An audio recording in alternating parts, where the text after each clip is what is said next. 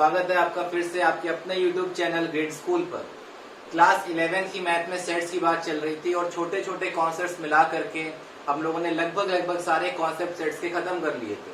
अच्छा, मैंने आपसे वादा किया था कि सेट्स के सारे कॉन्सेप्ट खत्म करने के बाद आपको जितनी भी अच्छी बुक्स हैं उन बुक्स की क्वेश्चंस की तरफ लेके चलेंगे। अभी हमने शुरुआत की है एनसीईआरटी बुक की, जो आपकी बेस बुक है, बेसिक बुक है, जहां के क्वेश्चन सिर्फ एनसीईआरटी या सीबीएसई के लिए जरूरी नहीं है। आप किसी भी लेवल पे तैयारी कर रहे हो, जेई लेवल पे तैयारी कर रहे हो या फिर आप किसी और बोर्ड के लेवल पे तैयारी कर रहे हो, अभी सब कुछ एनसीईआरटी बेस्ड ही हो गया है लगभग। तो ये चीजें सिर्फ एनसीईआरटी वाले ही लोग ना देखें, जो भी क्लास 12th है या जो भी मैथ्स के बच्चे हैं वो सभी के लिए यहाँ पर ये फायदेमंद होने वाली है। चलिए अभी फिलहाल एक्सरसाइज 1.1 के एग्जाम्पल्स की बात करेंगे। आपको एक एक एग्जाम्पल, जैसा मैंने वादा किया था, एक एक एग्जाम्पल और एक्सरसाइज का हर एक क्वेश्चन यहाँ पर सॉल्व करके दिखाएंगे। चलिए एक्सरसाइज में पहला जो एग्जाम्पल है वो है right the solution set of the equation x square plus x minus 2 in roster form. Roster form बोले तो एक ऐसी फॉर्म, सेट की एक ऐसी फॉर्म जहां सारे एलिमेंट हमको आंखों से अलग अलग दिखाई दे रहे हैं, वो किसी लैंग्वेज में छुपे हुए नहीं है, सारे एलिमेंट हमारे आंखों के सामने पड़े होंगे।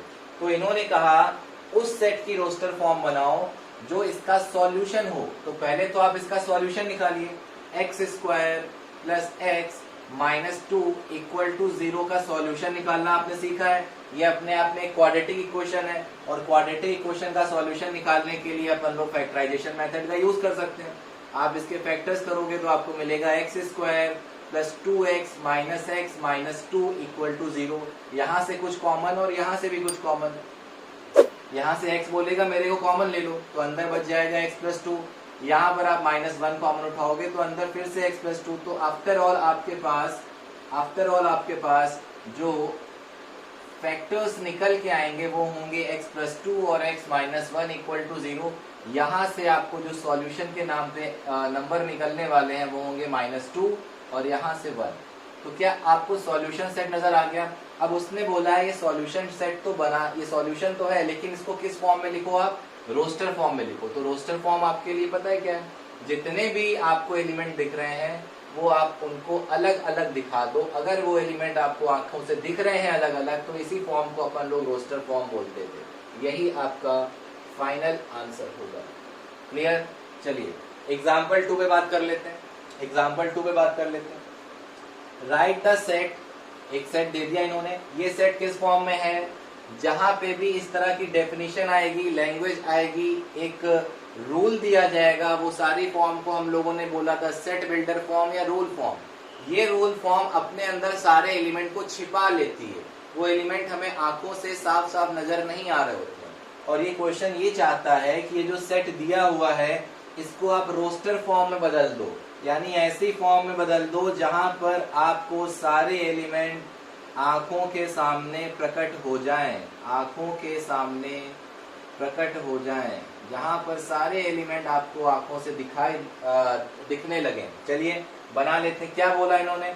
x is a positive integer, x एक पॉजिटिव इंटीजर है, और आगे और बोला कि उसका स्क्वायर यानी उस पॉजिटिव इंटीजर का स्क्वायर हमेशा 40 से छोटा है, हमेशा 40 से लेस है।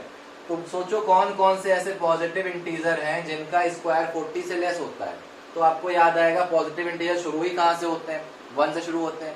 1 का स्क्वायर 40 से छोटा होता है, बिल्कुल होता है। तो 1 बिल्कुल आएगा इस घर में। उसके बाद 2 का स्क्वायर, 2 भी पॉजिटिव इंटीजर है, 2 का स्क्वायर 40 से छोटा है, बिल्कुल है। 3 का स्क्वायर, 4 का स्क्वायर, 5 का स्क्वायर और 6 का स्क्वायर, ये सभी स्क्वायर आप करके देख लो, सभी 40 से छोटे हैं। लेकिन जैसे ही आप 7 यहाँ पे भरोगे, ये 40 के बाहर जाने लगेगा। 7 का square is 49 which is greater than 40, लेकिन हमारी मांग क्या है? Less than 40। तो 7 यहाँ पर 7 को आने की अनुमति नहीं होगी। तो सिर्फ इतने पॉजिटिव इंटीजर होंगे जिनका स्क्वायर 40 से लेस होगा। यही बात इन्होंने लैंग्वेज में यहाँ लिख दी थी, जिससे अपन लोग रूल मेथड बोलते थे। और इसी बात को हमने इस तरह लिख दिया जहां पर आंखों के सामने सारे एलिमेंट प्रकट हो गए, आंखों के सामने आपको सारे एलिमेंट दिखाई देने लगे।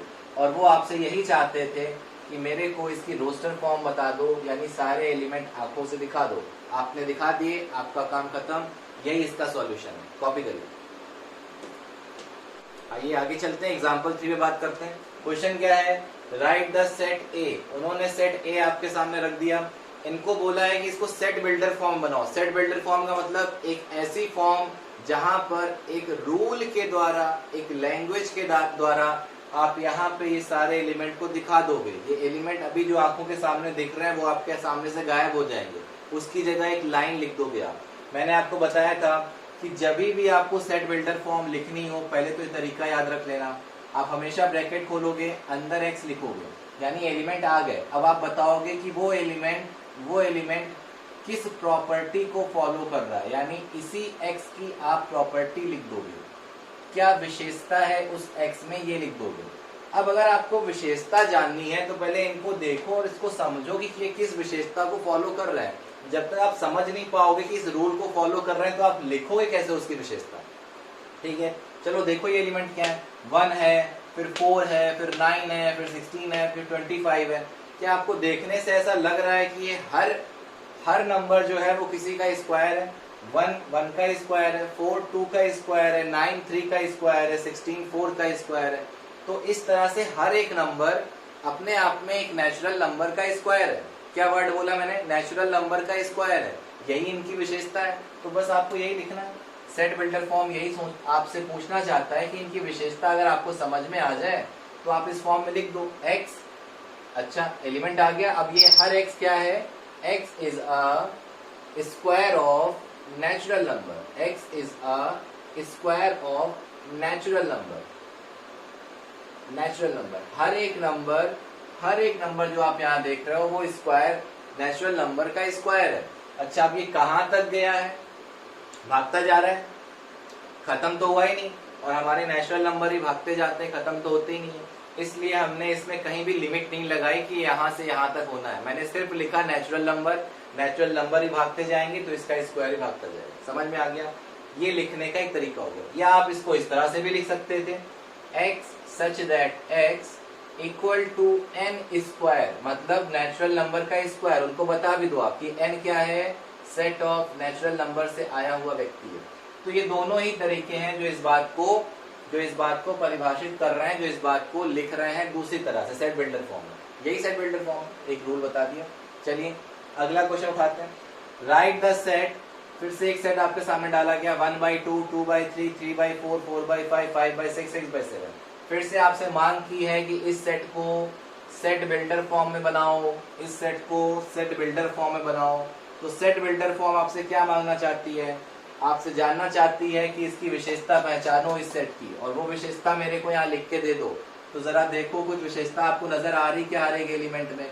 आपको दिख रहा होगा, अगर आप ध्यान से देख पा रहे हो तो हर एक न्यूमरेटर का एलिमेंट डिनोमिनेटर से एक छोटा है, या उल्टा भी सोच सकते हो, डिनोमिनेटर का आदमी न्यूमरेटर से एक ज्यादा है। ऊपर 1 तो नीचे 2, ऊपर 2 तो नीचे 3, नीचे वाला एक ज्यादा है। अगर नीचे वाला एक ज्यादा है तो हम किस तरह से इसकी विशेषता लिखेंगे? यहाँ पर लिखेंगे, सबसे पहले एलिमेंट खुलेगा और एलिमेंट किस तरह का है वो लिख देंगे। ऊपर जिस दिन n आएगा नीचे उससे एक ज्यादा होगा। जिस दिन ऊपर 1 आया नीचे एक ज्यादा था, जिस दिन ऊपर 2 आया नीचे एक ज्यादा था, जिस दिन ऊपर 3 आया नीचे एक ज्यादा था। तो जिस दिन ऊपर n आएगा नीचे एक ज्यादा हो गया। क्या बात समझ में आ गई? लेकिन ये सेट खत्म हुआ है, रुका है। तो आप बताओ नहीं कहाँ तक रुका है, ये भागता नहीं जाएगा। कहाँ पे रुका? ये n की वैल्यू कहाँ तक गई है? ऊपर वाला n कहाँ तक गया? देख लो, ऊपर वाला आदमी कहाँ तक गया है? मैक्सिमम 6 तक गया है। तो ये n की वैल्यू शुरू हुई थी 1 से और जाके कहाँ पे रुकी है? 6 पे। अगर आपने उसको इतना बता दिया तो ये खुद यहाँ पे वैल्यू रखते जाएंगे और उनको ये एलिमेंट मिलते जाएंगे। आप खुद देख सकते हो, 1 जिस दिन यहाँ रखोगे आपको 1/2 मिलेगा, जिस दिन आप 2 रखोगे 2/3 मिलेगा। ये कहाँ तक रखना है आपको? 6 तक रखना है। तो 6/7 आपका आखिरी एलिमेंट हो जाएगा। ये जो चीज लिखी हुई थी इसी को हमने एक रूल के द्वारा बता दिया, एक लैंग्वेज के द्वारा बता दिया, एक डेफिनेशन के द्वारा बता दिया। और सेट बिल्डर फॉर्म आपसे यही डिमांड कर रही होती है। क्या समझ में आया? कॉपी करिए, एक और एग्जाम्पल आगे बताते हैं। चलिए आखिरी एग्जाम्पल इस एक्सरसाइज का, जो आपको मैच करानी है चीजें। यहाँ पर ये सारी चीजें आप देख पा रहे हो, सेट ये रोस्टर फॉर्म में दिया हुआ है, जबकि यहाँ पर आपको सेट बिल्डर फॉर्म दे दी गई है। आपसे कह रहा मैच कराओ, इधर से आके इधर मैच कराओ, मैच ही तो कराना, हम इधर से इधर कराएंगे। ठीक है, चलिए उल्टी तरह से देखिए, कहा गया भैया x is a positive integer and divisor of 18। ढूंढो उधर कौन कौन सा इंटीजर है ऐसा जो पॉजिटिव हो और 18 का डिवाइजर हो। ये तो ऑब्वियसली नहीं होगा, जीरो, सिर्फ जीरो तो नहीं होता है। कौन कौन मिला यहाँ पर? थर्ड, आप देख पा रहे हो हर एक नंबर पॉजिटिव और हर एक नंबर 18 को डिवाइड करने वाला, तो इसका मतलब थर्ड की मैचिंग कहाँ से हो गई सर जी? ए से। आगे, x is an integer and x square minus 9 equal to 0। अब उधर मत ढूंढो, आप यहीं से एक्स स्क्वायर माइनस 9 से वैल्यू निकाल लो x की। X square minus 9 equal to 0, तो आपको दिखेगा एक्स स्क्वायर इक्वल टू 9। तो मैथ की दुनिया में कितने ऐसे प्राणी हैं जिनका स्क्वायर 9 होता हो? सिर्फ दो, 3 और -3। क्या उधर आपको 3 और -3 नाम का कोई सेट दिखा? अगर दिख गया तो जल्दी से ज्वाइन करा दीजिए। ये आ गई अपनी दूसरी मैचिंग। चलिए सी देखते हैं। x is an integer and x plus 1 equal to 0। फिर से यहाँ पर इन्होंने क्या बोला आपसे? x plus 1 equal to 0। यहाँ से x की वैल्यू क्या मिलेगी? Sorry, x plus 1 equal to 1, तो x की वैल्यू क्या आ गई आपके लिए? x की वैल्यू आ गई 0। x की वैल्यू 0। क्या वहाँ पे कोई 0 नाम का सेट मिल रहा है आपको? 0 नाम का सेट दिख रहा है? जल्दी से ज्वाइन करो। ये मिल गया, ज्वाइन किया। आखिरी आपको बताया ढूंढना नहीं है, फिर भी चलो एक फॉर्मेलिटी कर लेते हैं। इन्होंने कहा है कि प्रिंसिपल लेटर के वर्ड आपको कहाँ मिलेंगे? प्रिंसिपल वर्ड के लेटर कहाँ मिलेंगे? तो दिख रहा है यहाँ पर, ये सारे लेटर हैं जो प्रिंसिपल वर्ड से निकल के आते हैं। समझ आ गया? तो इस एक्सरसाइज का या एग्जाम्पल का उद्देश्य था आपको रोस्टर फॉर्म और सेट बिल्डर फॉर्म की सही से नॉलेज प्रोवाइड करा देना। तो आज एग्जाम्पल पे अपन ने चर्चा कर ली है, कल हम लोग इसी में एक्सरसाइज की तरफ बढ़ेंगे और एक्सरसाइज का हर एक क्वेश्चन यहाँ पे सॉल्व करवाएंगे। ठीक है, चलिए बने रहिएगा हमारे साथ। चैनल को जिस तरह से आप प्यार दे रहे हैं आगे भी देते रहिए, आगे बढ़ाइए। चैनल को लाइक करिए, सब्सक्राइब करिए, शेयर करिए। शुक्रिया।